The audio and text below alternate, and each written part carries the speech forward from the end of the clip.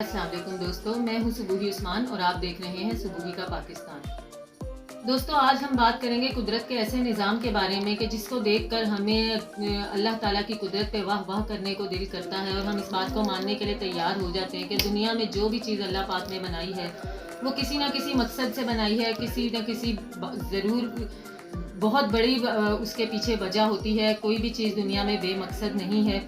जैसे कि कहा जाता है कि जी छिपकलियाँ जो हैं ज़मीन पर बिला वजह हैं, छिपकलियों से कराहत आती है, छिपकलियाँ नहुसत होती हैं। लेकिन अगर देखा जाए तो छिपकलियों का हमारी ज़िंदगी में बहुत ज़्यादा रोल है।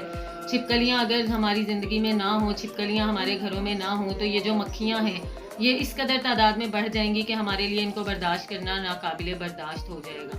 जिनसे बीमारियां फूटेंगी। आपको पता है मक्खी एक गंद से बैठती है, दूसरे गंद पे बैठती है, हमारी खुराक को गंदा करती है।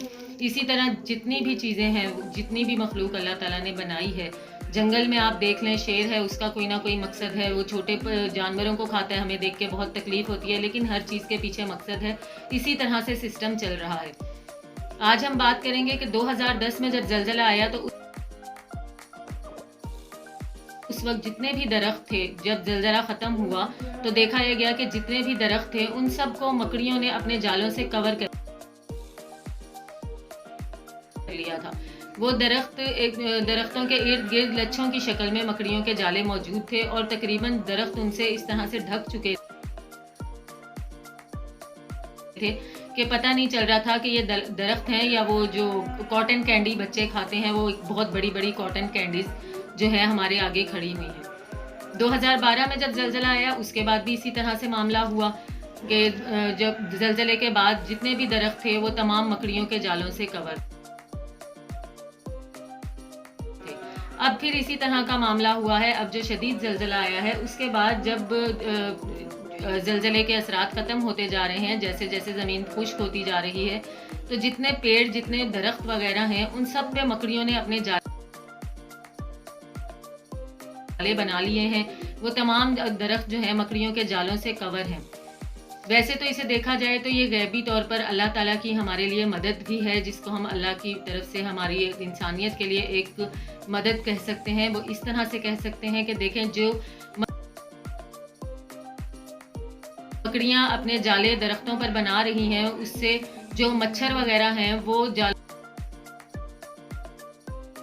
से बाहर नहीं आ सकेंगे, क्योंकि सैलाब के बाद आपको पता है कि मच्छर की अफजाइश नस्ल बहुत ज़्यादा होती है।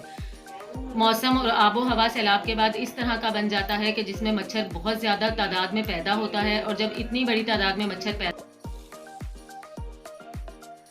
होता है तो उससे वबाई इमराज फूटते हैं, जिनमें के मलेरिया सबसे कॉमन है, और मलेरिया के बाद अब तो डेंगू उससे भी ज़्यादा कॉमन है। तो लेकिन जब ये मकड़ियाँ अपने जाले बना लेती हैं दरख्तों पर, तो जितने भी मच्छर होते हैं वो सब इनमें कैद हो जाते हैं और मकड़ियों की ग़िज़ा बन जाते हैं। एक तो हमें इससे ये फ़ायदा होता है, लेकिन अगर साइंसी तौर पे देखा जाए